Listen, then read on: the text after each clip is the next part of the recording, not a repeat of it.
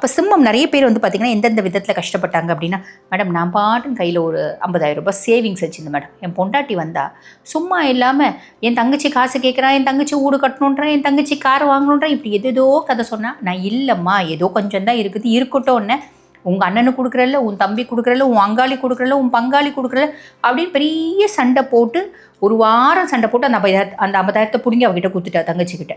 அதுக்கப்புறம் இப்போ வந்து பார்த்திங்கன்னா இவ ஏறக்குறைய 2-3 மாதமாக நடந்துங்கிறா. அவங்க தங்கச்சி இவகிட்ட சண்டை போட்டு அனுப்புகிறா. ஆக மொத்தம் எங்கள் 2 பேருக்கும் சண்டை வருது. மொத்தம் காசு போனது தான், திரும்பி வரவே இல்லை. அவள் கொடுப்பான்ற ஒரு ஐடியாவும் எங்களுக்கு இல்லை. அவள் கொடுப்பாளா அதுக்கான கண்ணு கெட்டின தூரம் வரைக்கும் சாத்தியக்கூறே இல்லை. இந்த மாதிரி உறவுகளால் கையிருப்பை வந்து தொலைச்சவங்க உண்டு. இல்லைன்னு சொல்ல முடியாத ஒரு உறவு அதனால் தொலைச்சவங்களும் உண்டு. புரியுதுங்களா? ஒரு காலகட்டத்தில் அவங்க ரொம்ப ஹெல்ப் பண்ணாங்க, நன்றிக்கு விதமாக நாங்கள் கொடுத்தோம், திருப்பி தரலைங்க, இப்படி வந்து கையிருப்பை தொலைச்சவங்களும் உண்டு. சனி பகவான் அஷ்டமத்து சனி ஆனதுலேருந்து இந்த மாதிரி சிம்மம் வந்து பல ப்ராப்ளம்ஸை ஃபேஸ் பண்ணுறாங்க அப்படின்னு சொல்லலாம்.